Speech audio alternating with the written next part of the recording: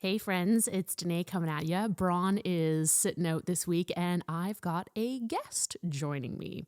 So on the podcast this week, as some of you may know, I am in school to become a counselor right now. And one of my classmates, her name is Chelsey, she is going to be joining me on the podcast today, talking about her personal experience of being in an abusive relationship and how ultimately the grief from that experience of being in an abusive relationship led to some self-harm and even contemplating suicide. So right off the top, I do want to offer a trigger warning. In this episode, we talk about spousal abuse, physical abuse, we talk about sexual abuse, we talk about self-harm, and we talk about suicidal ideation. So with that in mind, please take care, be mindful of that. Please welcome Chelsey to the podcast. She is a counselor in training, a mother of three. She's also a military wife, actually. Her husband is currently in the military. So without further ado, here is this week's episode. Hey guys, welcome to the Hot Johnson. This week, I'm very excited because I have a guest joining me. Say hello, guest. Hello, everybody. Chelsey's going to be joining us today to talk about some pretty big topics. Yeah. So we're going to hear Chelsey's personal story today because your story it's a pretty profound one. You've been through a lot, and I think Chelsey is just the most amazing. If you haven't met her, you gotta meet her. She's the most vibrant, just like powerful woman. And I was saying to Chelsey, I think hearing so many women go through domestic abuse and to hear your experience of everything, you shared it in class, and to hear everything that you've been through and to see the woman, this powerful woman that you are before me today, it's really an empowering story, Chelsey. Thank you. Yeah. Okay. So take us back to where it all begun for you. Gosh. Well, it was Begun. What's the right? begun. I was a young girl. I didn't understand why I went with this gentleman because he wasn't my typical type. This was a guy Um, that you dated back in the yeah. day. Okay. Yeah. Yeah. So I was 18. It was only about a few months into the relationship that they really manipulate you. They segregate you from your family and your friends, and you feel like you're allowed to do that. And like, oh, I don't need friends and family right now. Like, I have you. You're my everything. It's so hard to process those thoughts of how you could be in that so quick. hmm And then a quick flip of a switch, he hit me. Uh, So you started dating this man, and in the beginning, of course, he was like sweet. And what were the things about him that drew you to him? oh gosh, I couldn't even tell you because Yeah. I go for super tall, muscular men. Like if you look at my dating pattern, a very similar gentleman, especially my husband. I'm like, oh, you fit the bill. But hmm this guy was the polar opposite, where he was a lot shorter. He was about my height, and Yeah. I was at the gym. I worked at a gym at the time doing memberships, and he was hmm a personal trainer, and maybe that was it. Maybe it was the connection with the fitness. Like I don't remember what drew me to him, but it was there was something there. And also he was a lot older. So I was hmm 18, he was 32. Being 32, he had four kids with four different women. He told me his history of being an addict and how he got clean. But being a 18-year-old with not my prefrontal cortex fully developed, I just was like, hero, oh my gosh, look at how great you've done. But it's interesting because of the way he spoke and how it started. I was just in awe of this person, hmm which all my friends way later in life went, what were you thinking? Because that was not the typical Chelsey that they hmm knew and met. First time he hit me was a week before my sister's wedding. I had to cover up the bruises for the wedding. I missed a lot of that wedding. And it was just those parts where once that hit happened, it constantly happened. hmm But he never would hit my face because that it's easier to cover up her body hmm than your face. Did you see the red flags when you first started dating him? Like I know you're speaking of like his path with addiction and some of these pieces, but like in terms of like his behavior and the way he was towards you, was he just like sweet as pie and then one day it split, or how did that unfold? He was sweet as pie constantly. The first house we lived at, our landlord was a police officer. And so in my brain, having a police officer as a landlord who always kind of hung out with us, I thought he could have seen the warning signs that I Mm, was seeing. There was one night where I came home from work and Carrie, his name's Carrie. He had a friend there doing drugs in our house, which I was like, oh my gosh, I never did drugs. 18-year-old. I think I smoked pot maybe once or twice. Like I was like, Mhm. nah. And I don't like breaking rules. So I was like, there's a cop upstairs. Like I was freaking out. Mhm. But the second I started to get my backbone and be like, no, this isn't okay. Carrie threw me up against the wall, put his hand on my throat, and was like, you have two options. You can get beat or you can snort coke. And I chose snorting coke. And I was like, what's one time? But Mhm. that night, it wasn't one time. That night, I never did drugs, so I didn't know. But man, how fast you can just crave it and want it and get hooked on it and Yeah. just fuel it the more. I just wanted it more. I'm grateful that coming off of that night was so horrendous because I never touched it again. But I can see how quick because you're numb. How quick addiction can happen when you're in a bad situation. That's like a whole nother topic, but it's you don't realize. And then I didn't understand why Carrie was this way because he was so kind and then would switch. And so it was that fight in your brain of, but he is so sweet. What's one Yeah. hit? He Right. is so kind. What's one snort? He is so Yeah. kind. He would give my body to his friends. He would make me lay naked on the bed. And what if his friends came over, he'd be like, have at her. And I remember Yeah. laying there naked, shaking inside of like, please don't touch me. Mhm. Please don't touch me. But being like, hey, and doing Yeah. all the sexual things to try and get his buddies. And thank goodness, there's actually memories I don't have. And I don't think I'm going to tap into them because I know Yeah. things happened. Mhm. But the ones that I do remember, nothing happened. And Mhm. I'm grateful for those. But there are memories I don't have. And Mhm. I don't ever want to go there Yeah. because I know something happened, but Yeah. it's wasn't my choice. Yeah. And it's so hard in this world of you hear stories of people saying, oh, if you didn't dress that way, oh, if you didn't do this. And Mhm. it's like, it's not the woman's fault. No. It's not your fault at all. No. Yeah. And so those little things started happening more.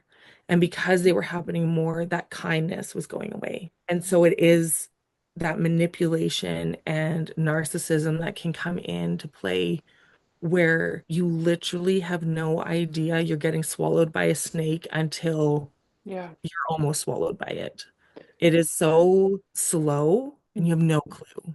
Although that Yeah. was a really bad analogy because I'm pretty sure you would notice if you're getting swallowed by a snake. But It's like the frog in boiling water. Like you put a frog yes. in boiling water, it jumps out, but you put a frog in, a warm, cool pot and slowly start Yeah. to heat it, the frog will stay in.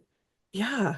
Yeah. You have, and I think no one really understands that unless you've been in a situation Yeah. similar to that. And I used to dance for the BC Lions at the time. At the Hmm. games, if anybody been to a football game, you rotate every quarter. The girls rotate the corners. He would follow me from corner to corner. At the games. At the games, Wow. my friends would be like, "What is with this guy?" And I was like, "Oh, he just super like loves He's me." And really into me.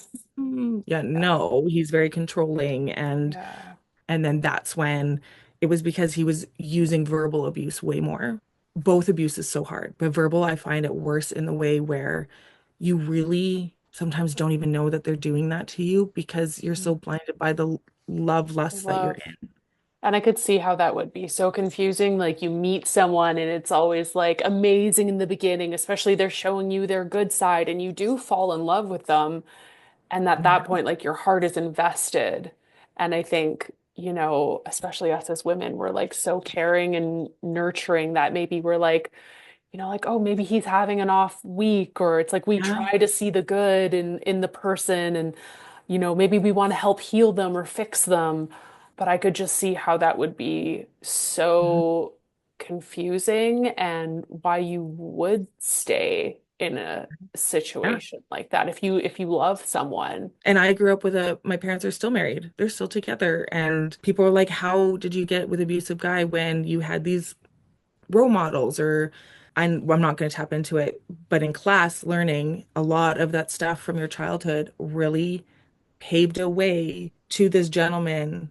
I was always that strong, independent girl. How the heck did I get there? But Yeah. now into class and doing my own self work and worth through Yeah. myself, I realized those patterns. I'm like, oh, of course you did. So there were like things Out there. from your childhood that you see now that you feel like as you got older and into this relationship, you're like, oh, this, a lot of this felt normal. Yeah. Like it felt Yeah. familiar. Right. Very. And it's Yeah. so weird because it's not what my childhood was like, but seeing those patterns is really unique later in life to heal from it. And I've done Hmm. so much counseling around this abuse, but I only fully understood how to heal being through my journey through our counseling course. Yeah. So if we go back to that time, I hear which you also hear is very common, like he started to isolate you and kind of cut you off from your family and your friends. Did you feel scared? Did you feel alone? Yeah, right before my sister got married, she went on her bachelorette, and I wasn't going because I was afraid he would do something because my family didn't know at this time.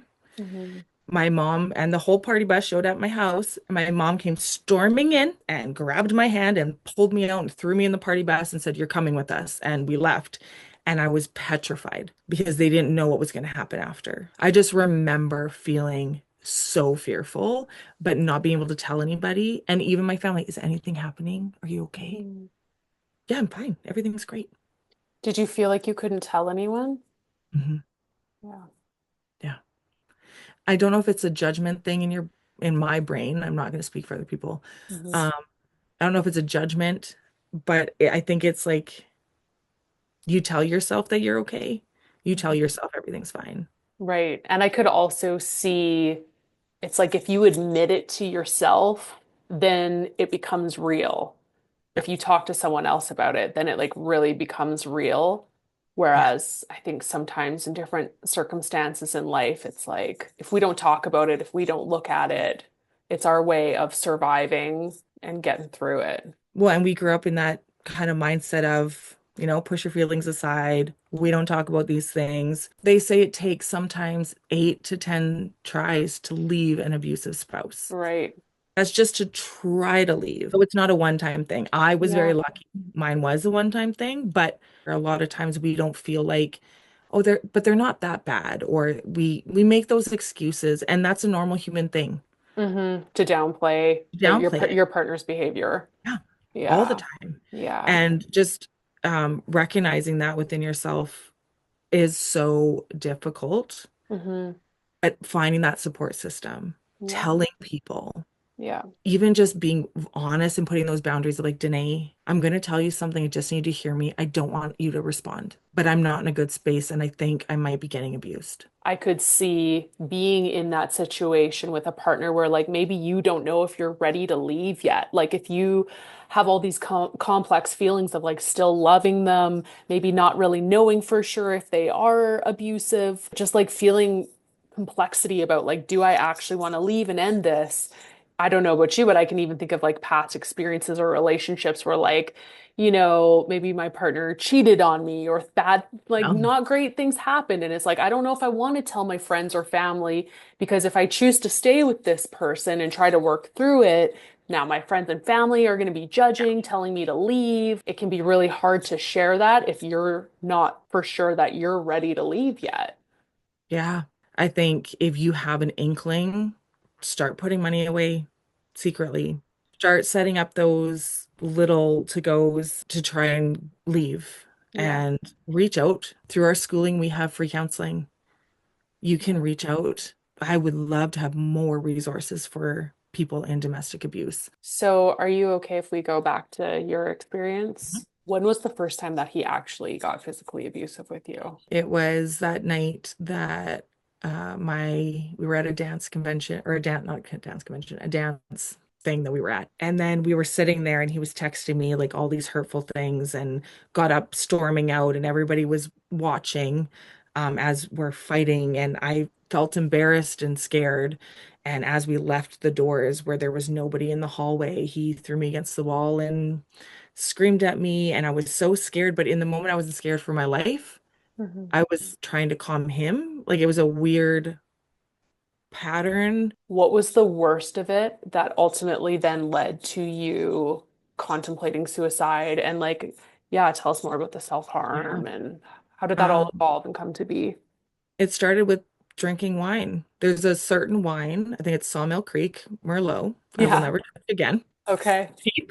Yeah. Love my cheap wine, but that one I will never touch. I used Yeah. to sit in the bath and drink a bottle of wine. Those thoughts came in of what if I just went into the water and never came out? And I was so segregated. I couldn't talk to anybody. When I was younger, I used to cut my wrists, not a lot, but sometimes to feel the release of pain. And it sounds weird, I know, but it was so therapeutic at that time. And I didn't do it often when I was a kid, but it did happen. And so I went back to that memory of, oh my gosh, the wine's not doing it anymore. My thoughts aren't doing anything. Where's a razor? And so I hid a little razor in, I think, my makeup bag or something. And I wouldn't cut like to end my life, but I would just do little slices, Yeah. To feel something. feel something. The pain that you have in your body and you don't know how to release it because no one taught me how to release my pain. Mm. That motion and the feeling of everything, you just let it go. Mhm. And for that split second, you're free. Mm. You're free. Mhm. The thought of just having that freedom of no more pain is so real that you don't think to call your mom and dad. You don't think to call your best friend. You don't think to reach out because you are so low in this spot where you have nothing left, Yeah. even though you have a beautiful world around you. Yeah. But in that moment, you have nothing. Yeah. And I would imagine you had a lot of pain. Yeah, it's hard because so many people say how easy it is for others that have committed suicide. So many words of it's the easy way out. That is what so many people said, and it is not the easy way out. No, like you said, It when is. you're in that place of so much pain, in Mhm. such deep depression, you're in that freeze, you're not thinking about anything. No, You're just no. looking for a relief and release of that pain. Yeah. But getting the help and talking about it, Yeah. that is what helps you. Yeah. Having those hard conversations, opening up about it Mhm. is what helps get through those dark times so that you can find that little glimpse of freedom to the point where you can go through life and not have those thoughts. What was the worst of it? Like, I know you've already shared there was like verbal, there was sexual abuse, there was physical abuse. We were, I don't know how long into the relationship. He was at work and drinking, and I got the call to come pick him up, and we ended up like stopping at one point, and he was just enraged. It was just there was no way to bring him down. And some gentlemen, we stopped at like the side of a road. Some gentlemen stopped to help me Mhm. because he could see how big Carrie was getting and aggressive. And I was like, you need to leave, or you like, I don't think this is gonna work out well for you. You And said he's like, this to what the about you? gentleman that, Yeah. And he's like, Mm. but what about you? I'm like, I'm fine. Like, I've handled this Yeah. because I have. And I Mhm. knew I'd probably get hit, but I'm okay. But we made it home. And the second he closed that door, he threw me against the wall and put his hands around my neck and screaming at me. And I was just so scared. And I remember sitting on our couch, and it was a white couch, which, like, you do not mess with his stuff. It had to be pristine. Mhm. And I remember just sitting there, and I had this inkling when I looked up, I shifted my body. He threw a massive butcher knife at me, and it sliced my arm. Oh my I'm God. so glad I shifted the right way because if I shifted the wrong way, I don't know what would have happened. But my thought was, oh my gosh, I'm going to get blood on the couch. Wow. And the next thing I know, he was grabbing me and he was on top of me. He threw me on the ground with his hands around my throat, and he had one leg on the couch and one leg on my chest, and he was strangling me. And everything was going black and blue. I There was nothing under the couch. I couldn't reach the knife. I was just praying to God, like, please help me. This Mhm. isn't my end. I'm not going to get strangled. I watch way too many of these movies. Yeah. And I have no idea, and it is literally by the grace of God that that centerpiece that I couldn't reach was in my hand. And Mm. I whacked him so hard on the side of his head and got him off of me and ran into the bathroom. And the first thing I did, I just started bawling and I grabbed the razor and I just started cutting the Mhm. wrong way or right way, depending how you want to look at it. And I remember getting deep in of being like, I'm done. I can't do this anymore. I'm finished. You're not going to strangle me. If I'm going to go, I'm going out on my terms, not your terms. And I remember feeling that I am so finished. You can't take my life, but I can. And then I thought, no, even though you're not physically taking my life, you are mentally making me do this, and this isn't me. I am not that girl. And I threw the razor and I actually threw it in the garbage. I was like, I can't do this anymore. And there was something that came over me, and I opened up the door and I could see him into our bedroom, and he was ripping pages out of my Bible. And I like flew myself at him, and I was not doing well with eating because of the situation. So I was very tiny, a little human. Yeah. And I just beat him as hard as I could, but it was barely touched him. Yeah. And he threw me on the bed and he put me in like this weird pretzel leg bend thing where he just kept squeezing my body together like he was breaking all my limbs. And I was screaming bloody murder for someone to help me. And at this time, we were in a house where I knew the landlords, they were family friends, and no one came. And I knew they were home, and no one came. And I just remember I'm going to die. Maybe I should have done that in the bathroom. Maybe I should have done it before, but I didn't know how to get out. And then when I finally thought he calmed down because there was quiet for a while, he grabbed my hair and dragged me into the spare bedroom where his son slept. And he just wailed his whole body at my face to the point where I was a rag doll and he raped me. And I was so hurt and broken and sore. And he left. And the first thing I did was I ran to the bedroom and screamed out the window, "Please come back. I love you." Ooh.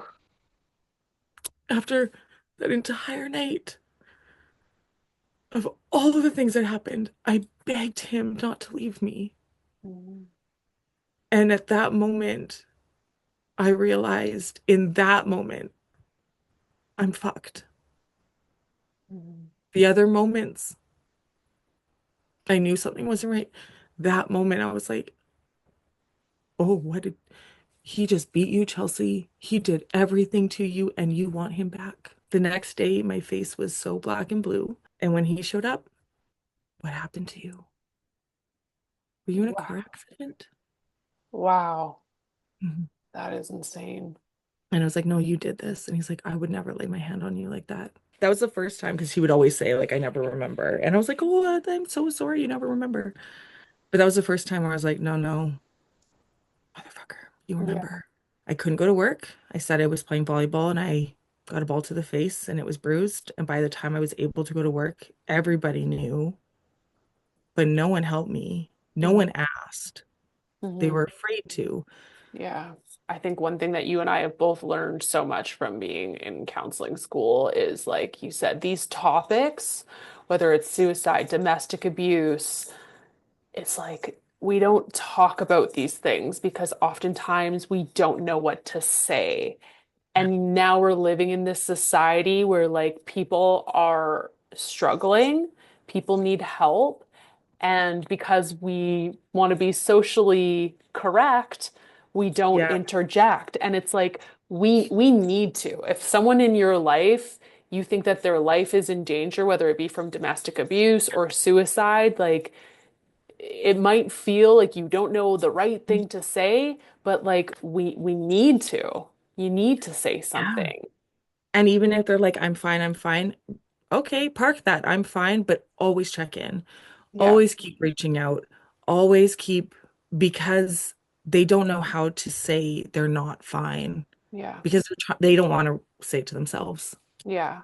Can I ask you, like, looking back on that period in your life, what do you wish someone had done? Like, do you wish someone had called 911, gotten the police involved? I do.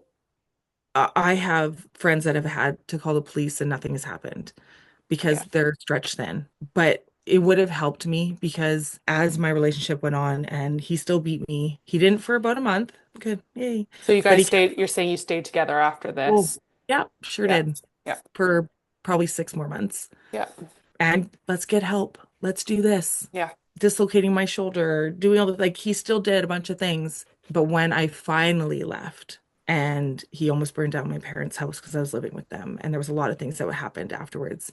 We went to the police because my parents and I were afraid of our life. And the lady was like, "Can I talk to your daughter alone?" And they're like, "Of course." And she sat me down. She's like, "I can't tell you what's on my screen about him." But she's like, "How the fuck are you alive?" He had so much on him, Wow. so much on him of how dark and quit like evil and twisted he was that I didn't know because I was blinded by it. Yeah. I had someone call the cops, maybe because of his rap sheet, Hmm. maybe I wouldn't have had to go through all the things. And I didn't step up either. And I mean that in the way where if you have had physical violence and proof of it, you take the pictures and Hmm. you go to the police because it goes on their file and that actually can help you. Yeah. And it's so heartbreaking that I was afraid and we all are afraid. But even if you can't go to the police, at least give it to somebody because it is scary how quick it can turn from domestic to homicide. Yeah. And it seems like oftentimes you hear stories where at some point a woman does go to the police, and if there isn't some sort of proof, Mhm. then it can be challenging to get a restraining order. And we Yeah. hear stories where then that woman ends up being killed by Hmm. by that partner. And it's like the protection for people in these situations, it's like too little too late. It's something that I can talk about. My family knows a bit about it. My sisters know some, but they weren't really, they are older than me, so they moved out. And it's hard that sometimes when I have conversations, they have no idea, still to this day, They what don't I've know went, the whole story. don't know the whole story. Oh, And it's the way of living. Like you move and you're in your different life and you're going through your stuff. And I got counseling after, and after 3 months, I was like, I'm healed. I yeah. was not healed. Yeah, yeah. But it you don't understand, but at that time, that's what I needed. And going through a program, especially with grief, I get to grieve that Chelsea. Yeah. I get to grieve her. Yeah. I get to grieve the person that didn't know. I get to grieve the one that tried herself. Yeah. And not only once, I get to grieve what I lost. Mm. And it's in the way of, it's beautiful to grieve those because it starts to heal, Yeah. which we didn't realize until this course on grieving those moments that you miss or that maybe you coulda, woulda, shouldas, but you don't know, so you can't go back on those. But grieving and be like, Chelsea, I'm sad for you that you had to experience that alone. But Yeah. it's okay to go back and grieve those moments. Yeah. I think for a lot of us who've been through traumatic things in life, no matter what it may be, oftentimes we do just try to like push it down, avoid it. Mhm. And like the healing that you're speaking of now, being in school, it's like giving you this opportunity to go back and like actually grieve. Yeah, And it sounds like that's been really healing for yeah. you. And people that push down, like, I can't deal with it now. There's a lot of times where you don't want to tap into it. Like, I Yeah. was abused when I was a kid, and I didn't understand and fully know until I was in school Counseling last school. Yeah. Yeah. like As I now, knew a bit, but I yeah. didn't fully know. And I'm like, oh my gosh. Like, so there's these levels that we push down and we understand, like, oh, there was a trauma. Or some people are like, I've never had trauma. I don't need to go to counseling. It's not that you have to have a massive trauma. We all have something in our life Yeah. that has affected us, and we all have gone through things. And talking about it isn't just like, I'm going to talk about my feelings. You are, but you have this, I always describe it with this massive maze that's in our body, but Mhm. it's covered by like trees and bushes and darkness, and it's all black. You don't know where you are, but what the counselor's doing, or a friend, or someone that you talk to, gives you that flashlight to help guide you through your mess to find your way because you're the Mhm. only one that knows your answers. You're the only one that knows the truth inside you. Yeah. You just don't know how to get there because no one has taught you or you've experienced something that has blocked you. Hmm. And Yeah. so we all have it within us. It's just having someone help hold your hand and be Hmm. like, I see you. Yeah. That was shitty. That Yeah. was hard, but I Yeah. see you. Yeah. And that was really shitty and that was really hard. Yeah. Mhm. How did you ultimately end up leaving? Oh, I love this story. I didn't grow up in the church, and I look at God and my faith very differently than a lot of people. I don't like to be put in a mold. I'm not the typical Christian. No, you're not. Um, nope. And you definitely know that. And so when we talk about religion, it can be really hard, but it also can be beautiful. And this was so beautiful where I didn't go to church when I was with him because he segregated me. But there was a program that my mom and dad went to called Alpha. And then we have a retreat. And it was amazing because we lived in Aldergrove. So we went to a beautiful mountain in the States somewhere close. It was gorgeous. But Carrie couldn't come because he was working, and I went with my parents. And that's where I was able to just be in nature and not have anybody talk to me and be angry.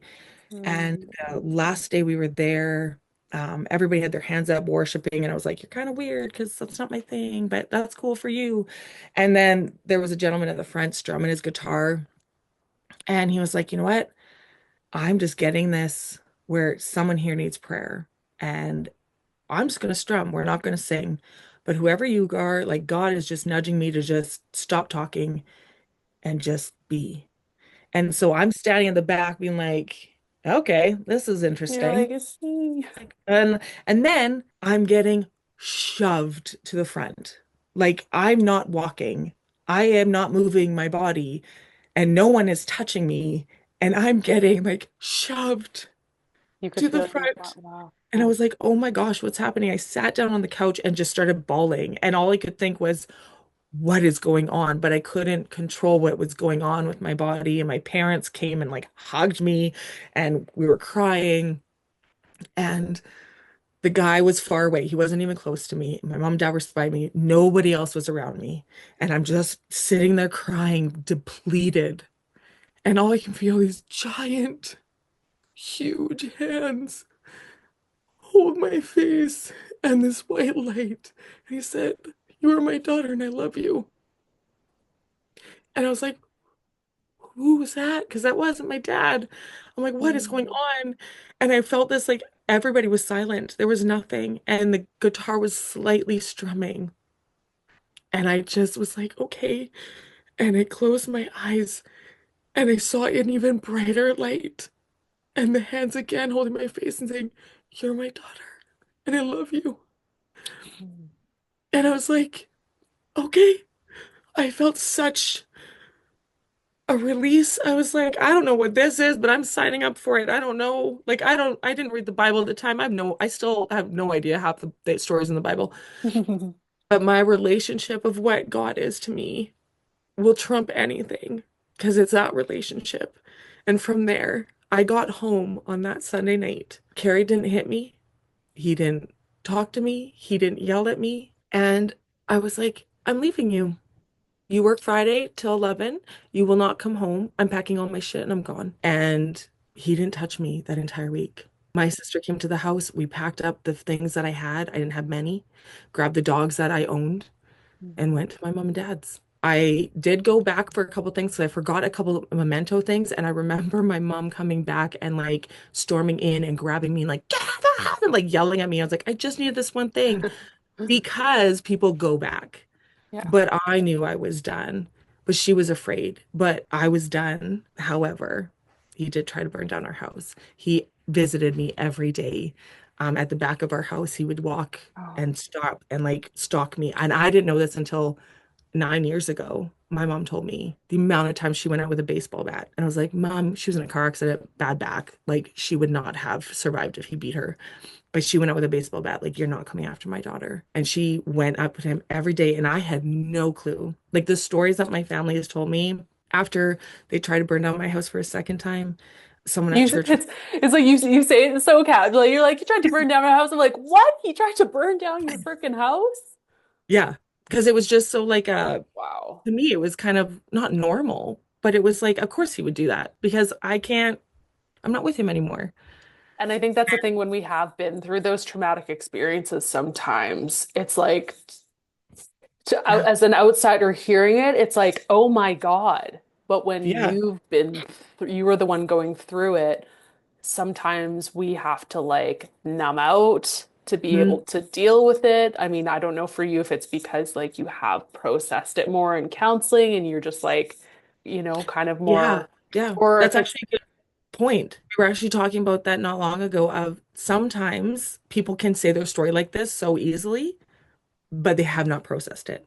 Mhm. I've gone a lot of processing through the years, Yeah, and I'm still processing it. There's still moments where I break down yeah, because there's those wounds in you yeah. and process those things that are hard. Because if we do, we actually get to live a more joyful life than if we Mhm. shove it down.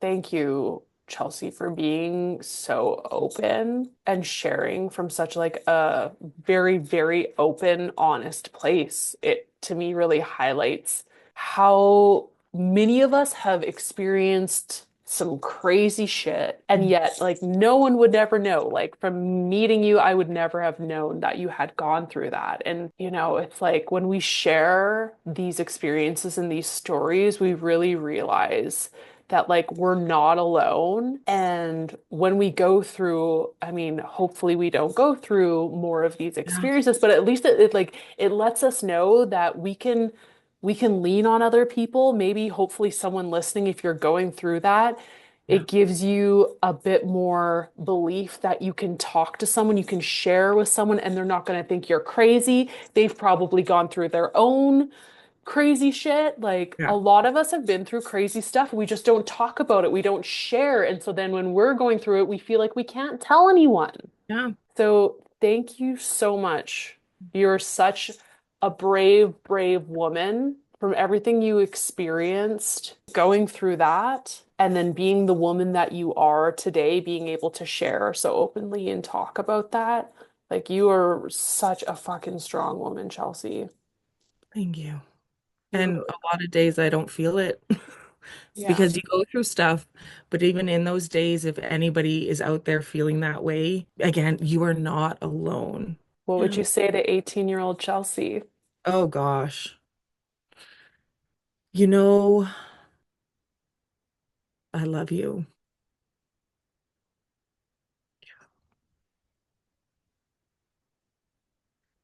because I wouldn't wish that on anyone. And so many people say we have things happen in our life to shape who we are, and valid.